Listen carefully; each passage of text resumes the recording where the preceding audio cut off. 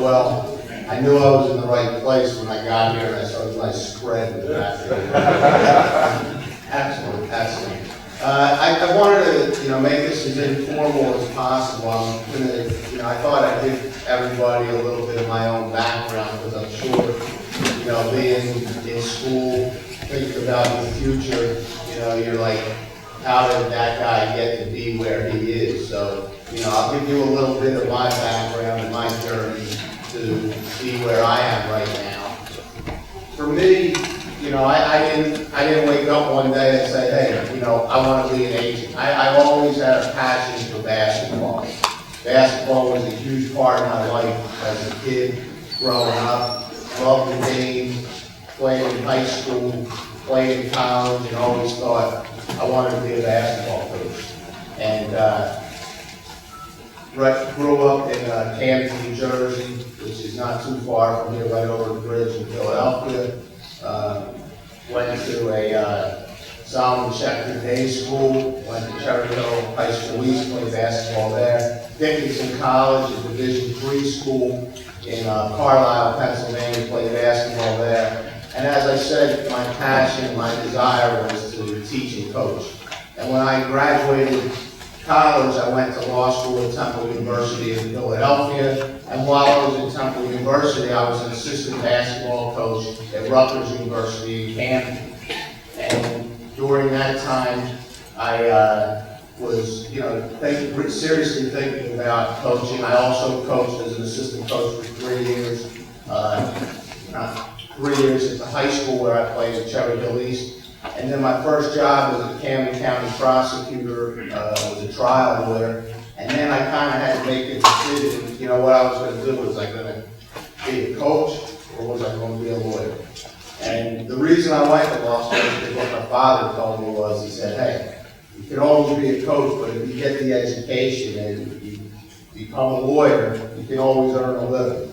It made a lot of sense, and that's why I made the decision to do that. I came from a family of lawyers. My father's an attorney.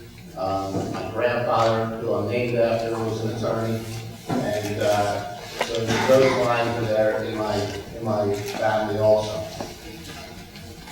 As an attorney, I decided, and the reason I decided to go in that direction is because, as a basketball coach, you got to worry about guys your age waking up on one side of the bed or the other and not knowing how that's going to go, how you're going to practice, how things are going to go. And I decided to go to law school to be a lawyer because I felt like I could control my livelihood a little bit better that way, even though I loved the game and wanted to stay involved with it. And I worked for the Camden County Prosecutor's Office for a couple years, and then I went into private practice and was as a practicing attorney and trial lawyer, trying cases every day that about 6-7 years into practicing law, I met somebody who was Lionel Simmons' uncle, who was also his agent. And I'm sure you don't know Lionel Simmons, but he was a great basketball player out of Philadelphia, first round draft pick of the Sacramento Kings. And his uncle, who was his agent, needed to hire a lawyer to get involved in the negotiation of the contract. And that was my first time that I ever got involved in this. This was about 1994. And through getting involved in that process, I was like, wow, this would be an opportunity for me to try to bring together, my passion of basketball and my legal education and practice of law. And I had no idea how to go about it, and I went out and I tried, and I didn't have success, and got to the point where I was pretty much turned off by this whole business. And then I wound up getting fortunate with regard to a player who no one's ever heard of, named Rick Brunson, in 1994 from Temple University. Rick went over to Australia, played in Australia, and his coach in Australia and him, from the day he got there, were batting heads. Rick played for a legendary coach named John Chaney in Philadelphia, who many of you may have heard of. Coach Chaney was a real disciplinarian. And Rick was a great college player and wanted to, play professionally in the NBA, and he was not drafted, and he wound up going over to Australia, playing for a coach over there, and that coach over there, he, as I said, banging heads. Rick thought he was going to be going to Australia and having a good time, enjoying himself, and the coach over there is very serious about the game. That coach over there, who he played for back in 1994, was a guy named Mike Dunlap, who is now the head coach of the Charlotte Bobcats. Rick Brunson is his assistant coach today with the Charlotte Bobcats. And it was from that experience that really my career got going, because Rick played over there. There was another player over there named Chris Anstey that was a 7-footer that had a chance to make it to the NBA. And his coach called Brunson's coach and said, I need to find an agent in the United States. And he gave him my name, and I received a phone call in August of 1996.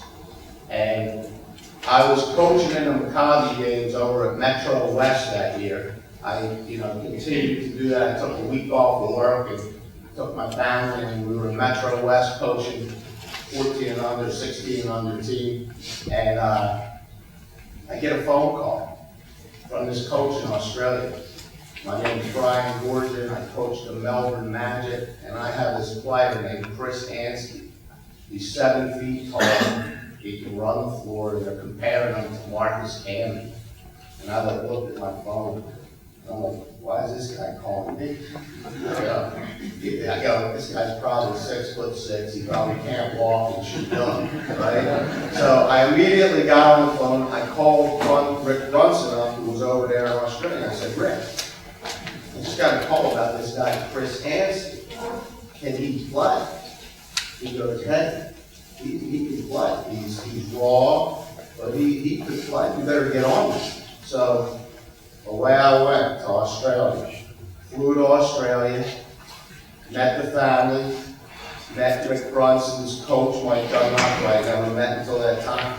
The coach of Anstey wound up signing Chris Anstey, and he wound up being a first-round pick for the 1997 NBA draft.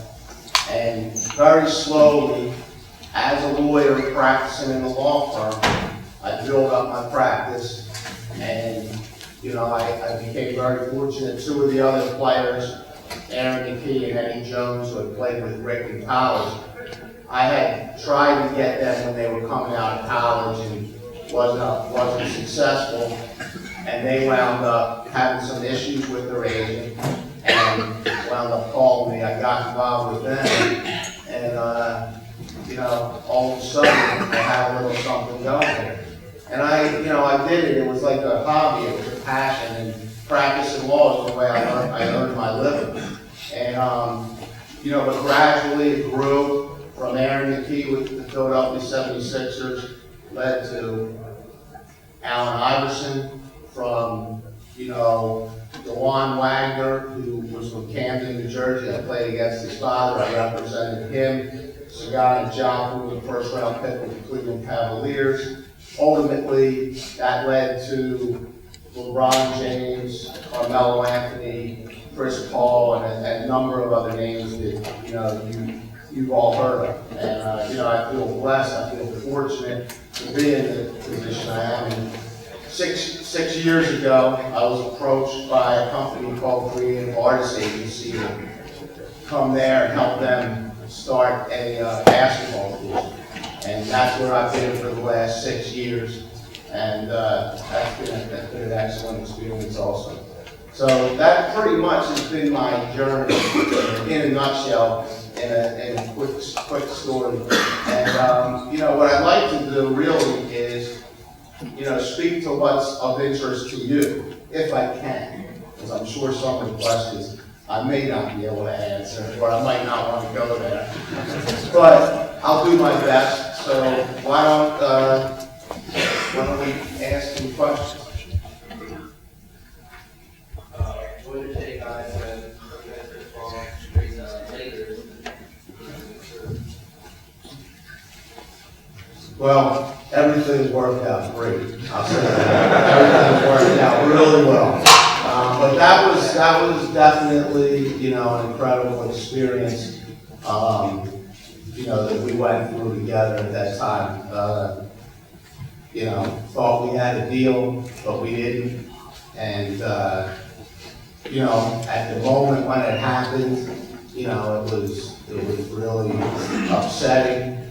But, those are the types of things you have to deal with. And it was definitely an extraordinary experience.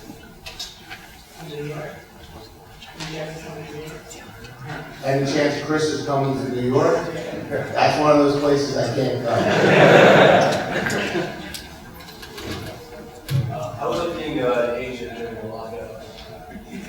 Good question. How was it being an agent during the lockout? During the lockout, it presents its own challenges besides being involved in the collective bargaining agreement negotiations. It also brings challenges because the players don't have anything to do during that time period. They're used to a certain routine, a certain off-season routine. And when you get to a point where there's no training camp, there's no games, we had to become, very creative and help our players and kind of, figure out what to do during that time period. And we actually came up with a couple of really, great ideas. I'll tell you, being a creative artist agency and working with some of the great people that I work with, really, they did an amazing job. We came up with a few things. One was going to be, it was called the Homecoming Tour. And we had prepared to do a tour of each of our top players' hometowns. We were going to go to each of the towns and have a game there in the towns. And there were, some of the games you may have heard of leading up to it, but we had the homecoming tour, and prior to that, we had all our guys go out to Portland to Nike's facility in Portland, and they trained as if they were getting ready to have a season, but there was a homecoming tour. We had jerseys made up, we had everything ready to go, and then the lockout got settled. So everybody has the jerseys to remember that by. But it was a challenging time, very challenging. What did it take? Recently, Willie Hunter was hired by the NBA Players Association. I'm wondering what your take was on it, if you as advisor, players, or anything. And my second question is, going forward, do you think that the interim long-term here could take over the Those are all, those are like opinions that I don't really want to share in this room, but I'll just tell you, like, as an agent during that process, what I did was make sure my guys were advised and they knew what was going on and they knew what the facts were and things like that. And excellent question, just something, that I don't want to get into here in this room. Can you tell us about LeBron's free agency a few years ago? Yeah, absolutely. He just said, can I tell you about LeBron's free agency from a few years ago? When I went to CAA, the Creative Artists Agency, another gentleman named Steve Human was there with me. And, one of the things, let's even go back. Really, the free agency of LeBron a few years ago really started back when he was in Cleveland. Because when he was in Cleveland, what we did was negotiate a contract that was a contract that really set up that free agency. Someone in his position was able to get a 5-year deal, actually at that time a 6-year deal with their own team.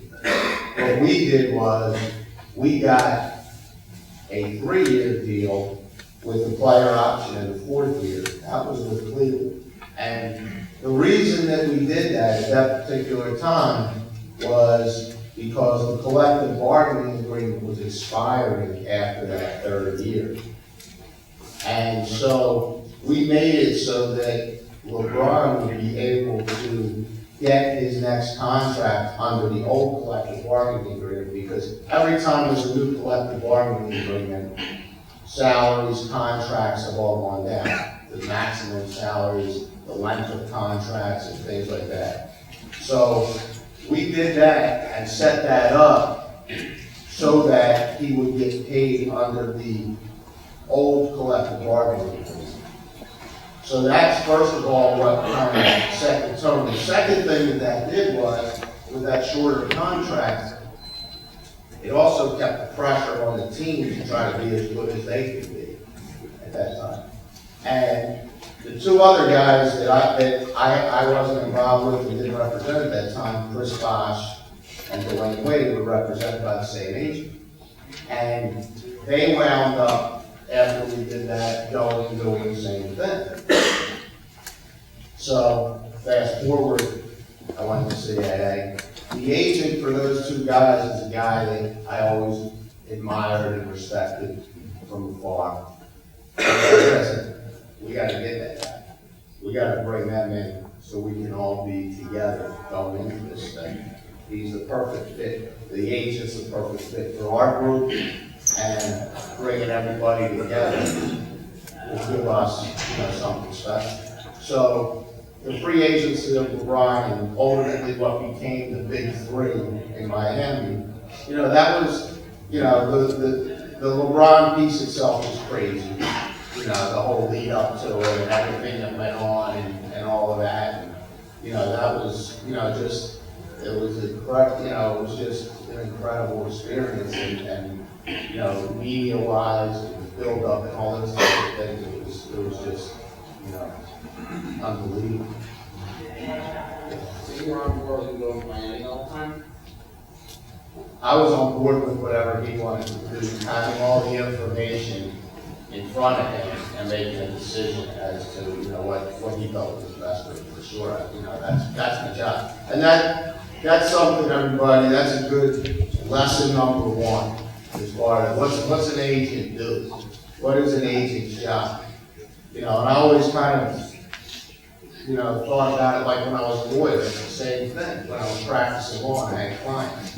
What your job is to explain the pros, the cons, and make sure that your client has all the information in order to make the best possible decision. You give your advice, you give them your thoughts, what you think, and then they have to make a decision. And when they make that decision, and you walk out of that room, you're one. You support that decision, and that's what your job is. So, Bill Simmons recently wrote that if there weren't any restrictions on salaries, LeBron would be able to get easily upwards of $75 million a year. As an agent, what's your take on that? And he would make a lot of money. No doubt. Just a question that has to do with salaries in general. In the NFL, Tom Brady just took a contract hit to, generally have more money for the team.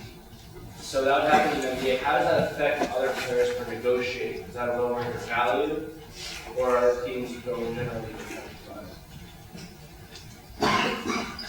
I don't think it really lowers the value. I mean, he's doing that to try to help make his team better, and it's not going to lower his value, and it's not going to, change the deal that he had as a standard for what other people get for a comparable. So I don't really think it's going to lower other people's value because he does that. I mean, it might be used with other people to try to get them to do the same thing. what's the recruiting process like for a player like LeBron? What's the what? The recruiting process for you to represent a player like LeBron James Sander? Well, I didn't, represent him coming out of high school, so I'm not really sure what, that recruiting process was. I mean, but, the recruiting process in general, it varies with every single player, it really does. I mean, sometimes there's very extensive processes, others are handled by families, others are handled by mentors. There's several different types of processes. You've seen the impact of instant fame and fortune and how it impacts individuals. Based on what you've seen firsthand, what advice would you give this group about handling fame or fortune? Keep your feet on the ground. Don't, get carried away, because the truth of the matter is, what it's all about is, you know, how you treat people.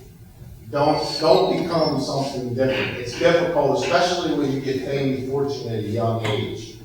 Okay, it's easy to get caught up in it, but it's very important to remember where you come from and remember what's important and remember how you got there, and to not lose sight of that. I mean, you know, I'm a huge believer in that, and I think about it. I feel very fortunate with all that I've gotten in my life and the way things have worked out for me, but I also know how fragile things are, how fragile life is, and how fragile fame and fortune is, and you know, you have to treat that a certain way, and that would be my advice: is to, you know, don't forget where you come from, and treat people the way you want to be treated, and remember what's really important in life. So working with CA, do you have any interesting stories regarding like worldwide weather in the show? No. Except he's a guy I know, you know, for over 30 years, good man, real good man. Well, wait, I will say this, I mean, it is well documented, if you go back in history to, you know, the big fight between, was it Denver and the Knicks? Was that the one where everybody got suspended for all those things? I don't know if you know this, but he tried to break it up. He was like right in the middle of the melee. And the palace, he was like showing what carrying around our testers. Yeah, it's good. You done your homework. Do you mind describing your experience with Allen Iverson when he was bouncing around a little bit from the Pistons to the Grizzlies, and then, you know, when he left the NBA and now, if there's any chance that he can go back to the NBA? Yeah, you know, I mean, it's always a tough time, you know, and it's been very frustrating, you know, that part of it. But, you know, one of the greatest players ever to play the game. Definitely, you know, pound for pound, the toughest, and he's probably the best player in the history of basketball. Okay. What's your relationship with the player after a long-term contract that he's signed? So that's a great question, and you know, for me, what this is about the relationships, and I've always had a philosophy, and you know, the way I've been able to be successful is by having real relationships with people and with my clients and with my players, and maintaining quality and not quantity. And you know, I really think it's important, you know, that you have that. Other guys handle their business in different ways. Sometimes business-wise, it doesn't always work for you. But for me, the reason I got into this is the same reason I wanted to be a basketball coach, is because I want to make a difference. You know, I want to help people. I want to, you know, help to try to help guys, you know, just in a different way. You're not a coach on the floor with regard to basketball, but, you know, hopefully you are with regard to life and business. So I don't want to miss anybody here, so go ahead. I read an article about how long that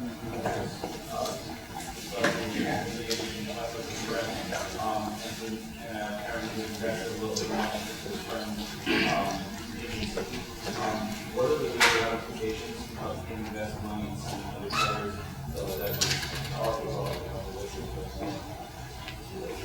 Yeah, I don't really know any of that, and really wouldn't even want to address it. He asked me, LeBron left, fired me, left a couple of years, actually it was September the 11th of 12, to be exact. But, no, he left and went with, you know, childhood friend of his who is now representing him. And, you know, he just asked me about, you know, the experience and, you know, all that. I mean, look, that's, you know, part of the business. It's part of, you know, being in this business and representing people. And, you know, we had a great 7-year relationship. And, you know, this is something he wanted to do to help somebody. And, you know, I wish him the best. How are you as an agent involved in the players' endorsement deals, because I have been value on their time outside the ABA? The question was about endorsement deals and how we're involved with that. That was a huge reason why I joined CAA. CAA is, you know, the collaboration and the talent and the people that, you know, I work with are, you know, really tremendous. We have a huge marketing department. It's on the phone every day, you know, with corporations, with endorsers, with shoe companies, with everybody that makes sense that can, you know, do deals with our clients. And, you know, so that's something that we're on heavily all the time and involved with. And we have, you know, a marketing company, we have a marketing division and we have a legal division that does the deal. So, you know, there's a lot of collaboration with that. And branding and, you know, everything that goes in line with that. That's it. Either one of you guys. As an agent, how difficult is it to decide between either putting your client in the best situation or the best team versus taking the most money or the most long-term stability? Always a decision, but ultimately, and what he asked was, you know, do you put your client in the best situation or go for the most money? And that's always, you know, a decision that the player's gotta make, you know, but I think you have to look at everything. I mean, I believe in looking at everything, you know, when you're making a decision, because, you know, you're making a decision where you're going to be for a substantial period of time, especially when you're a star. You know, there's a lot of other parts to it, and you have to look at it all. You know, ultimately, your window of opportunity as a player is limited, and you never know what's going to happen tomorrow, so you also have to think about the financial security.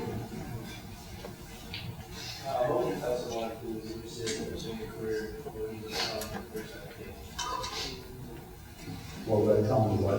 The first education, nothing after business. What would be my advice to someone who wants to get into the business? What would be the first step to take? The first step to take would be do as well as you can in school, number one. Number two is to try to, you know, get your foot in the door somewhere, try to get some experience, try to, you know, and, you know, if you're fortunate enough to be in a situation, you know, sometimes you have to, you know, work without getting paid and, you know, do internships like that. Whatever it takes in order to be able to get something on your resume and network yourself. You know, go out there, meet people, learn about the business, you know, put yourselves in a position to learn as much as you can. And, you know, because everybody wants to do this.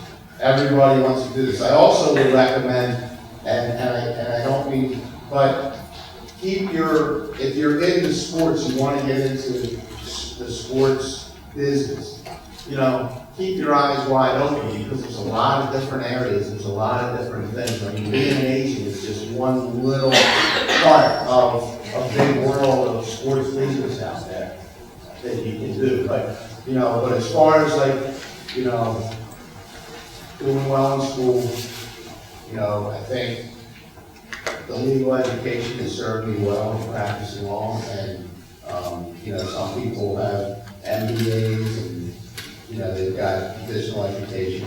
But I guess the other one, the quick route is get a client. But that's easier said than done. It's just, you know.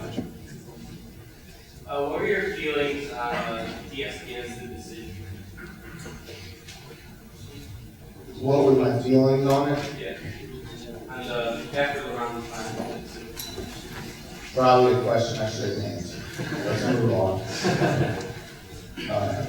Before you were talking about not getting caught up in the payment version, do you think LeBron's a prime example getting caught up in the payment version, like the whole decision with that? No, I don't. No. Two questions. One, how much of a factor is like the whole other part of CAA? I know the sports department relatively new in terms of recruiting, and like the CAA, I guess like the advantage of the other competing firms in recruiting clients. Like how much do you guys use that as a strength? attract some of those other clients to use as an asset? And my other question was, for the CAA, for you guys in the sports department, managing the players, we also have partnerships with us with different arenas and teams and stuff, so can you talk about that? Yeah, I'm not as familiar with all of that, but, you know, I can speak to, you know, what it added value, and I think that, you know, being a part of an organization like that brings immense added value. I mean, just the connectivity and the resources and the tentacles of, you know, all of the different businesses, all of the different businesses and people that you touch as a result of being part of that. And for me, long term, you know, with players, that's so important. Just like I'm saying to you, like if I'm telling you, I think, you know, networking, meeting people, being out there, you know, all those things are important. It's the same thing for players for life after basketball.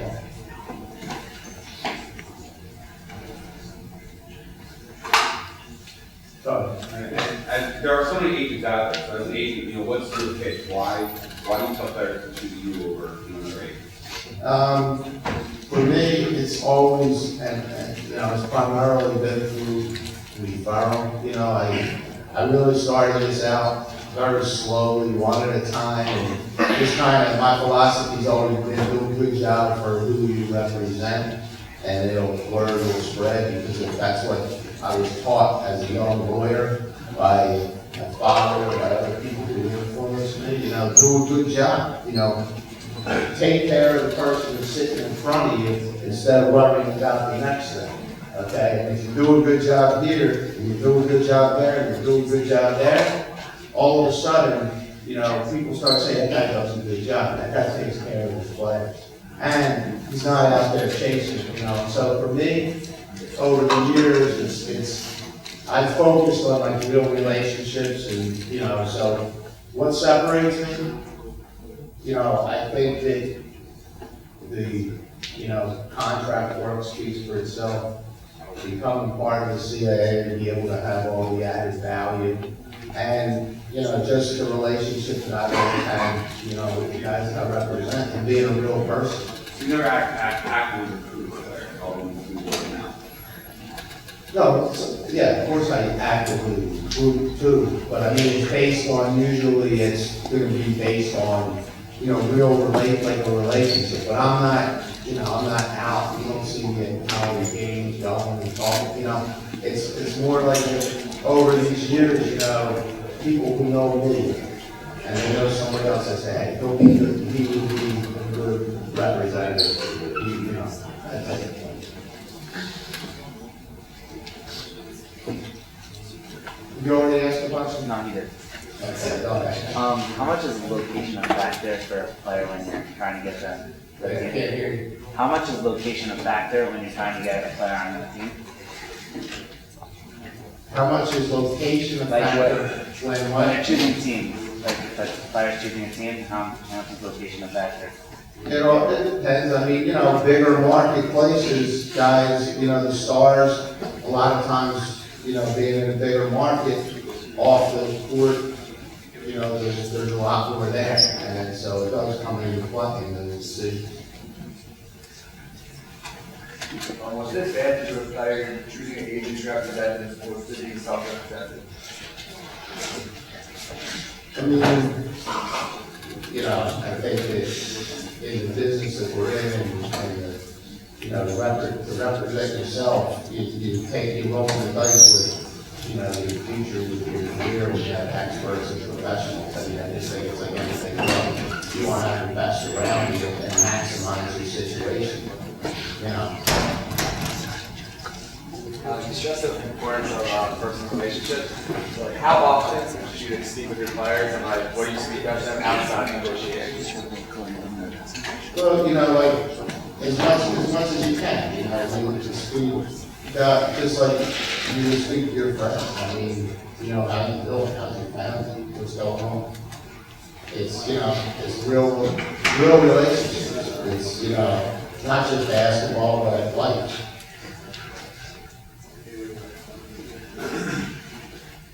How would you deal with players who raise like coming along that 100, maybe when that talking a little bit, and do you think that's Do I think that's what? Fair? Yes. The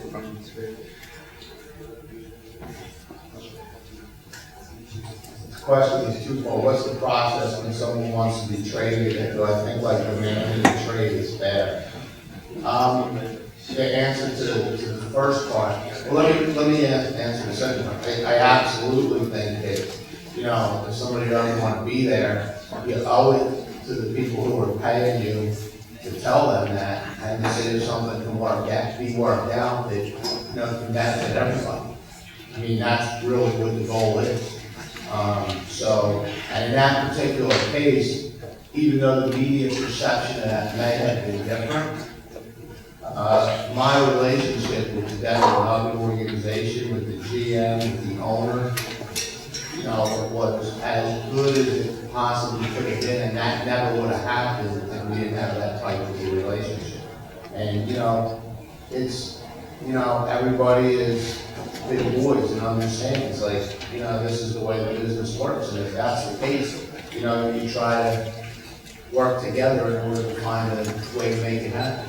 And sometimes, you know, sometimes it gets uncomfortable and, you know, it gets blown up in the media and things like that, but, you know, it's part of the business. And the process itself is, you know, it varies in different situations, but, you know, for me, it's, you know, you don't want to do it out publicly or anything like that, but you talk to the team and you talk about what's going on and you see if you can get something done.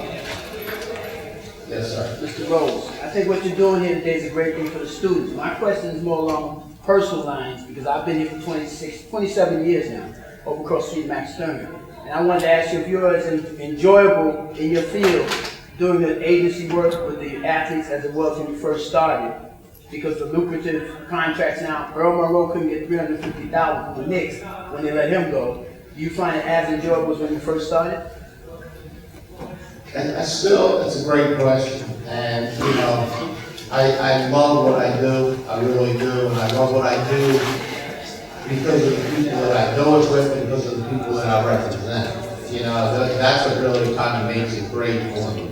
But, yeah, you know, like, things change, you know, over the years, and you know, you kind of have to go with that. But I hear what you're saying, and I totally, you know, I understand that, and I feel very fortunate, and I really do enjoy what I do, and I feel good when I get up every day. And, you know, that comes from enjoying it and also what you get back to the guys you represent. You know, that's an important part of it. So you had 6 years working for the company you work for now. How much do you need to start your own company? I couldn't hear him. What do you say? So you had 6 years working for the company. 6 years for the company you work.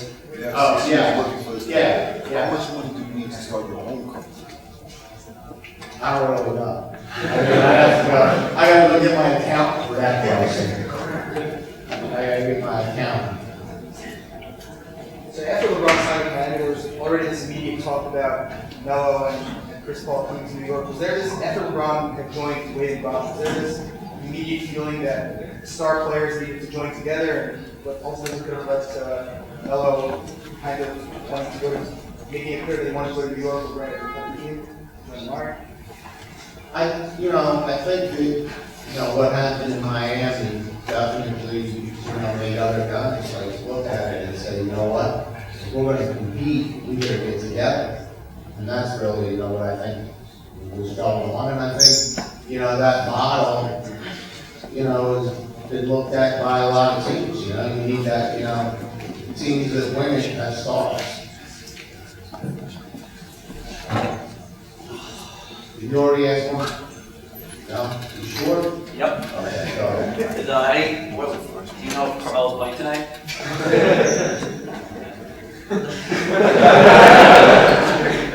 If I did, I wouldn't say. That's why I really get in trouble. Go ahead. Do I think it's essential if you want to be a sports agent to be an attorney? The answer is no. but I definitely think it's a great thing to have, but the answer is no. You know, and I just want everybody to know, this guy right here, Max Sterner, you guys like owe him, that guy, I think he must have had me on his email follow-up like every third day. I was getting an email from Max Sterner. And I was like,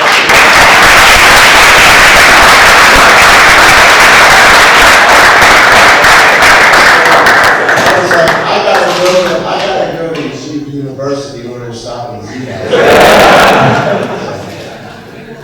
Ever since the NBA after LeBron stopped recruiting out of high school, do you guys still approach any of the top high school prospects, people like Andrew Wiggins, Jabari Parker, you guys with them at all, or you guys wait till college? No, you know, we don't. What about Western? Drinking from downtown area.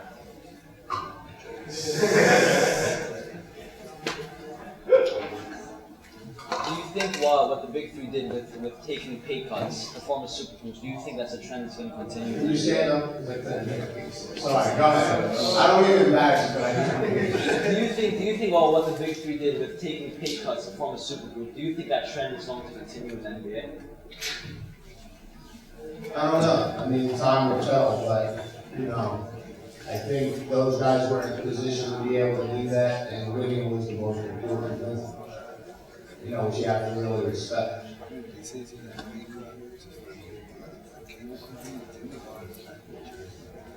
All right, we'll do 1, 2, no.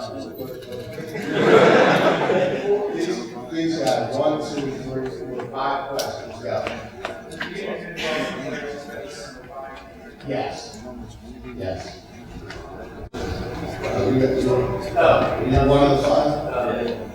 You represent old caliber players and also is there a different way you approach the player? Sometimes you need more attention, a little more. Yeah, I mean, everybody's needs are different. The question was, you know, representing a lot of different players, like, do you have to act differently? But you know, everybody has different needs and wants and things like that. And, you know, you have to just address everybody as an individual. So let's hear about players making millions of dollars after, or capable of signing designers and drivers for them. Again, you know, that varies, and that's a great question. He's asking about the financial aspect of it. You know, for me, it's always, you know, you just want to try to make sure that they're with good people. You know, we don't do that. It's not part of what our company does, but we just, you know, we want to, you know, sometimes it's well received, and sometimes guys just handle it on their own.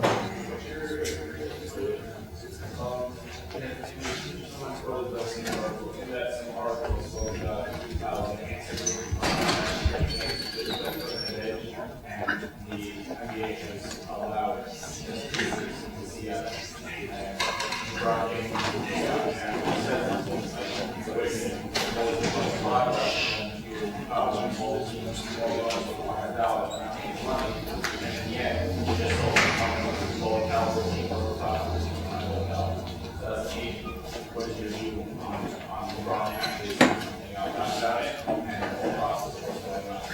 Really kind of, I guess you would say, really almost lying to the players. Again, you know, not something I'm answering on. Earlier you said you did things like the pros and cons of different opportunities like that. You wanted to speak a little bit about what exactly you wanted to do research those opportunities? Well, I have, you know, we have a whole marketing group that's on the phone every day, researching opportunities for guys. And then bringing them to you and go through them and discuss them with clients and, you know, make decisions. Have you or would you turn down a player that wants you to represent them? Have I? The answer is yes. All right. That's. All right, I'm going to go one more right here. Not actually, there was like scandals coming out last couple years about like agents and what they have to do in terms of like bribery and all those things. What do you think could and should be done to like fix that issue? So make sure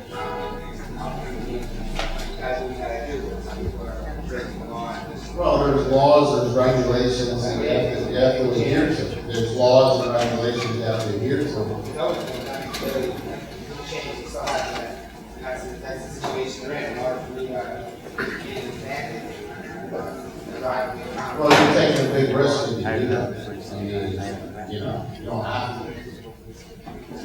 I mean, you know, it's like anything else in life. I mean, what are you gonna do to get what you want to get? You want to break the law, you know, risk getting in trouble.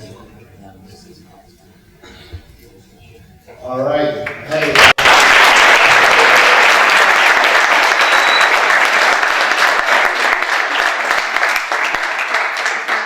I appreciate it. Good luck, everybody.